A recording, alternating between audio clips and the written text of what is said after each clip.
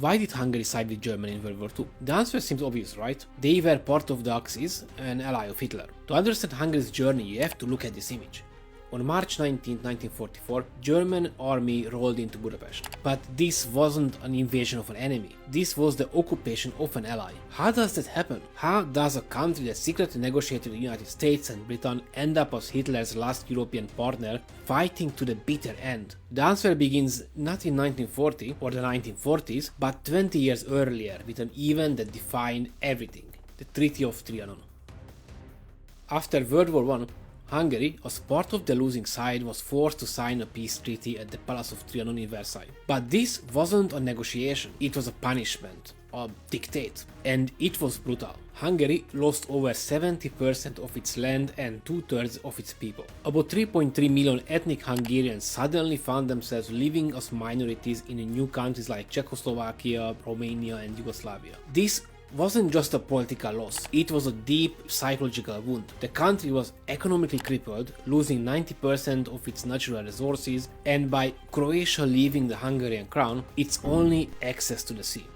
A feeling of profound injustice swept the nation, creating what historians call the Trianon syndrome. The unofficial national motto became Nem soha, which means no, never, a vow to never accept these borders. From that moment, reversing Trianon became the single and all-consuming obsession of Hungarian politics. Every decision for the next 2 decades would be driven by this one goal, but also affecting the Hungarian mindset ever since.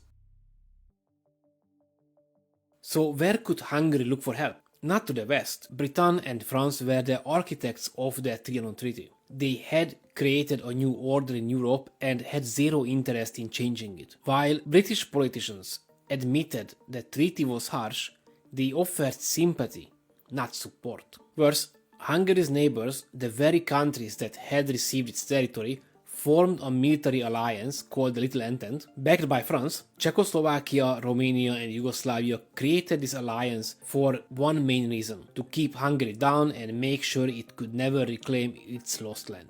Hungary was diplomatically and military caged in, surrounded by hostile nations, so it was completely alone. And then in the 1930s, a new power rose in Europe, one that also hated the post-World War I order: Nazi Germany.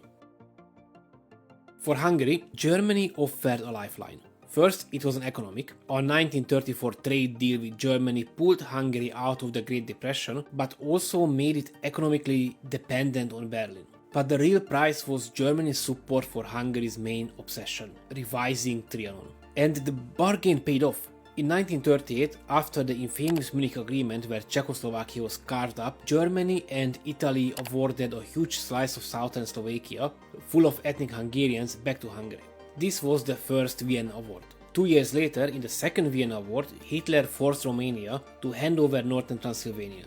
For the Hungarians, it was a dream come true. Their leader, Regent Miklós Horthy, rode into the reclaimed cities as a national hero. The alliance with Germany seemed to be working. However, by accepting these territories, Hungary was now tied to Hitler's agenda. It joined the Axis powers in November 1940, and the price of getting its land back was taking part in a world war.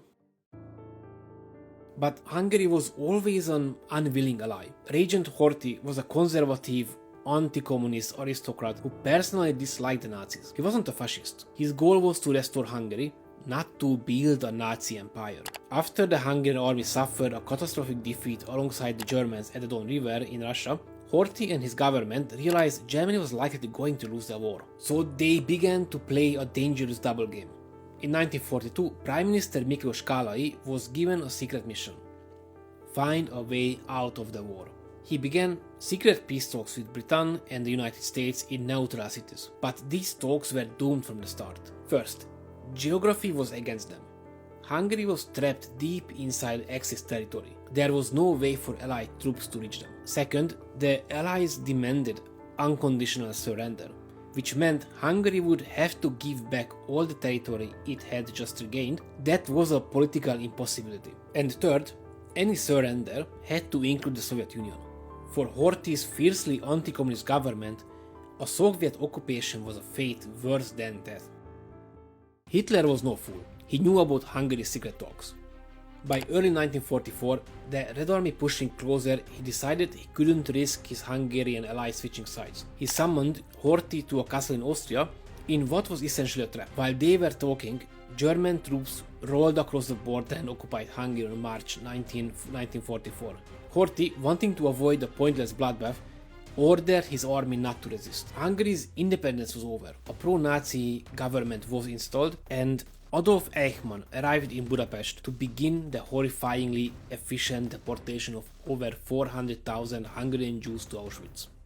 Then, in August 1944, a political earthquake shook the region. Romania, Hungary's great rival, but also ally, pulled off a successful coup and switched sides, then declared war on Germany. Suddenly, the Soviet and Romanian armies were on Hungary's border. This was Hungary's last and best chance to do the same. For a tense few weeks, the Romanian army paused, waiting to see if Hungary would follow its lead. But Hungary hesitated, and the Hungarian army under German command was sent to attack Romania. Finally, with Soviet tanks closing in on Budapest, Horthy made his last desperate move.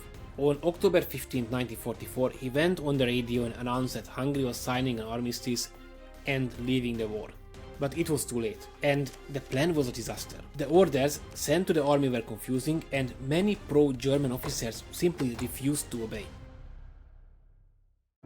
The Germans were prepared. Their top commando, Otto Skorzeny, launched an Operation Panzerfaust. His team stormed the capital, kidnapped Horthy's son, literally rolling him up in a carpet to smuggle him out. Horthy was given a terrible choice: step down, or his son would be executed. He gave in. With Horthy gone, the Germans installed Ferenc Szálasi as a new leader. He was the fanatical head of the Arrow Cross, Hungary's fascist party, which had previously been banned. What followed was a short but brutal reign of terror. As the Soviet army besieged Budapest, Arrow Cross death squads murdered thousands of Jews, shooting them on the banks of the Danube River. After the Arrow Cross coup, there was no longer a choice to be made. Hungary was a fully occupied puppet state. Its army integrated into the German war machine, fighting a hopeless battle until the very end. So was Hungary a victim or an accomplice? The truth is that it was both. The Horthy government was an accomplice in the horrors of the war, driven by a national grievance born from the Treaty of Trianon. But it was also a victim of its history and geography trapped between superpowers. In the end, Hungary's tragic journey ended in total ruin. Occupied first by its supposed ally, Germany, then, let's say, liberated into a 45-year-long occupation by the Soviet Union. It is a dark reminder how the wounds of one war can lead a nation directly into the next.